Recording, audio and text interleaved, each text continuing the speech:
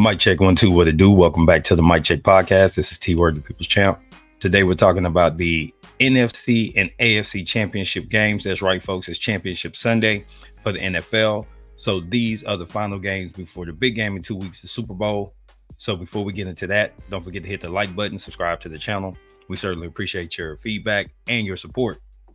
All right, so let's go ahead and tap right into it. You have the AFC matchup is going to be the Kansas City Chiefs versus the Baltimore Ravens. And then you have the Detroit Lions visiting the San Francisco 49ers in the nightcap. So let's go ahead and start with the early game. So roughly 2 p.m., the Chiefs and Ravens are going to kick off in Baltimore. And Baltimore comes in as the obvious favorite. They've got the better defense. Their offense is consistent.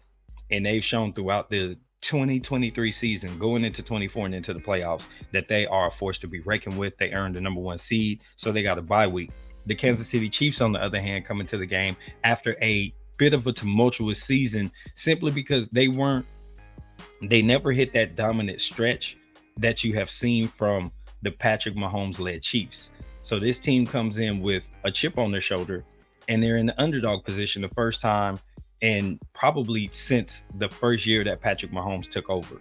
So on paper, this is the secondary matchup to me. I think the second game of the day, Lions and Niners, is a more compelling matchup. But I think that this game is still good. And here's why. So you've got a Baltimore defense that has consistently been one of the best in the league. They're going on like a 20-year stretch where this defense is finishing the top 5 or 10, right? You could go back to the Ray Lewis days, maybe even to 2001 or so. This defense has been in the top. And even though they've had turnover of staff, you've seen Ray Lewis leave, you've seen Ed Reed leave, Terrell Suggs, etc. You've seen these guys move around, and yet and still, this defense has shown up. It's just they're the kings of the North for a reason.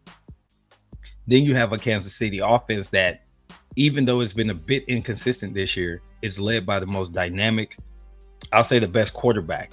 The most dynamic quarterback is going to be Lamar Jackson, but I think Patrick Mahomes is overall the best quarterback. Hopefully everybody understands what I mean by that. So you got an offense led by the best quarterback in the league, and then he's got enough tools. He's got Kelsey, he's got Pacheco, he's got Rice. He's got these different players that are going to give him an opportunity to create a play. He's somebody that likes to extend plays by escaping the pocket, using his legs, and he's relatively healthy right now, so he could be the best version of himself. That's going to bode well for Kansas City if they could get it going. The biggest issue I think they're going to run into is if Baltimore makes them one-dimensional where Mahomes is having to throw the ball a lot and they've shut down the run game and the deep passes, so they're forced to be patient and work the intermediate. I think that's where the mistakes for Kansas City typically come in throughout the season, and that's going to bite them in the rear in this game. Now, on the flip side, Baltimore's offense is consistent with the run game. You have a super dynamic quarterback who can take any short play and make it happen. Just look at the previous game against the Houston Texans where he took like a backside sweep. It was like a bootleg sweep.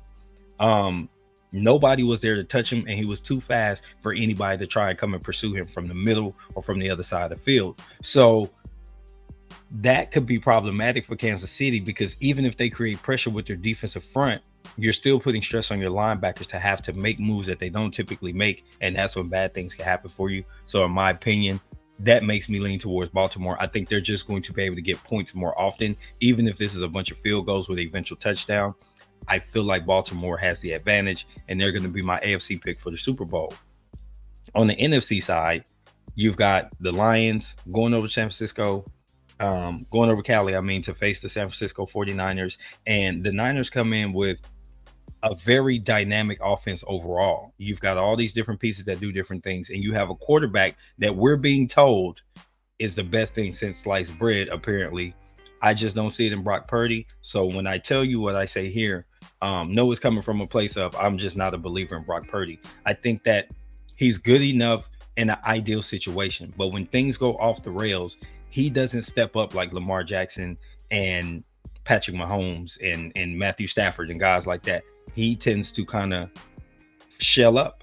And I think that the Lions defense will be able to create enough pressure to force him into that situation. Now, there's other weapons. There's a lot of diversity having Christian McCaffrey and Deebo Samuels. And then, oh, by the way, George Kittle's going to catch some passes, and Brandon Ayuk just ran past your safety and your defensive backs. However, if you're creating pressure and forcing Purdy to make mistakes, you're not going to have to worry about some of those elements. And you're going to need to see San Francisco be creative in order to continue to stay on schedule and make things happen. The Lions defensively, I think they're really good at every level. I love their coaching staff overall. A lot of these guys came from New Orleans under Sean Payton, Dan Campbell, Aaron Glenn, and then you've got former Saints players who really understand and know the system. And that's why this thing gelled so quickly. They brought in people that were familiar with their mindset and their strategy and approach, and it works. Chauncey Gardner-Johnson, he's a very good player, and he can be used in a variety of different ways. And then you've got Alex Anzalone at linebacker. So, complimenting Aiden Hutchinson up front. This is just overall, I think, a good defense at each level that can cause problems for San Francisco and not fall victim to the matchup nightmares that other teams that don't have the diversity on defense face when they face the 49ers. Flipping the script to the other side, the San Francisco defense is pretty formidable as well. But I think that with the running game that the Lions have and their receivers, is going to be hard. Think about these pass catching threats. You've got Jameson Williams. You've got Amon-Ra St. Brown. You've got Laporta, their tight end, and then some other guys. And then, you got Gibbs and the other running back. That's a lot to contend with when San Francisco isn't necessarily as stout at every level as Detroit is. I think at the linebacker level, San Francisco is really good. I think up front, their pass rush is formidable. But I just think on the back end, when you're facing receivers that just go get it, it's going to be a hard day in some stretches for San Francisco to handle that receiving core.